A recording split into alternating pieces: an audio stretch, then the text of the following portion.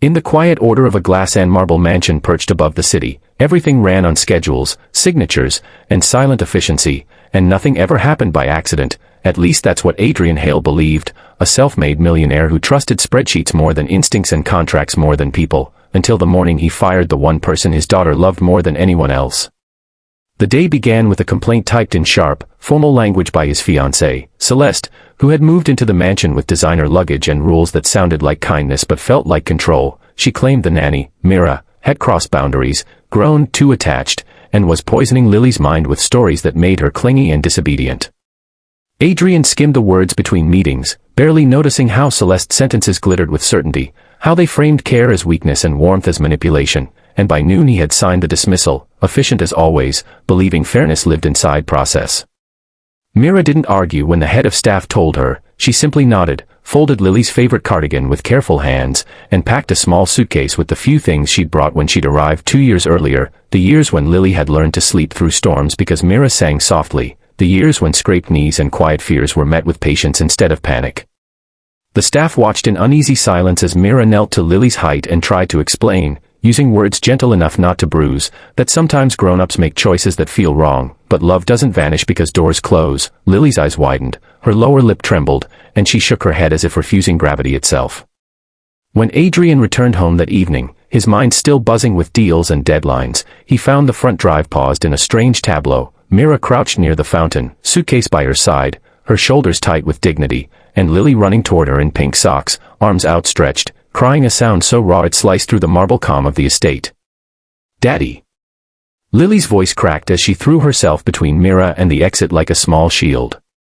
"Please don't let her go. She's my family." The words hit Adrian harder than any boardroom ambush. They were unfiltered truth, not rehearsed or strategic, and for a moment the mansion felt too big, the rules too small.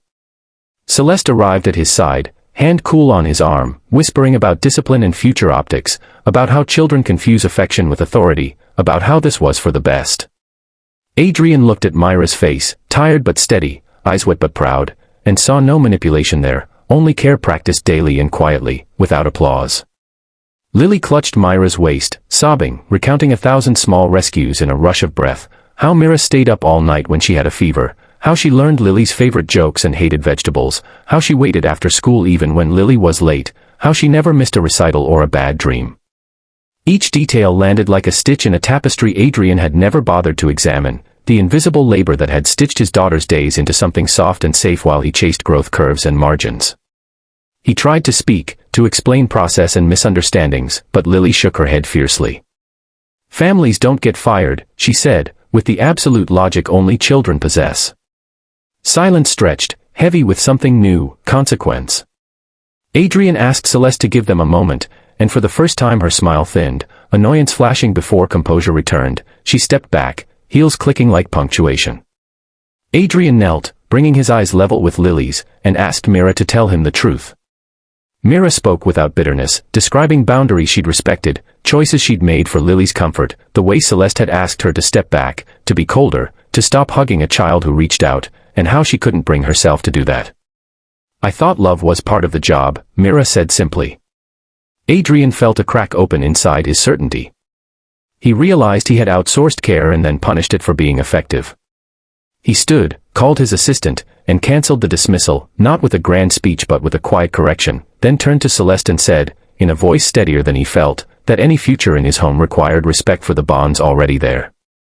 Celeste's outrage followed, sharp and public, accusations of weakness and betrayal, but the staff's eyes told another story, one of relief and something like hope. That night, Lily fell asleep with Mira reading by the bedside, and Adrian sat in the hall, listening, understanding that wealth had never bought this peace. Over the following weeks, truths surfaced like bubbles in clear water: Celeste's impatience with children, her need to be first in every room, the subtle ways she'd isolated Mira to test her influence, the engagement unraveled not in scandal but in recognition, and Adrian learned the humbling work of apologizing, of rebuilding trust with actions instead of checks. He adjusted schedules so he could be present, attended recitals he'd missed, and asked Mira to help him learn his own child again, not as an employee but as a partner in care, with boundaries clarified and respect explicit. The mansion softened, laughter found corners it had never reached, and Lily bloomed, secure in the knowledge that love was not a line item to be cut. Months later, as spring warmed the gardens, Adrian watched Lily race across the lawn into Myra's arms, and he felt grateful for the day his systems failed him and a child told the truth loud enough to be heard. If this story moved you, if you believe family is built by care, not titles, subscribe to the channel for more powerful stories about love, justice, and the moments that change everything, because the next one might just remind you of what truly matters.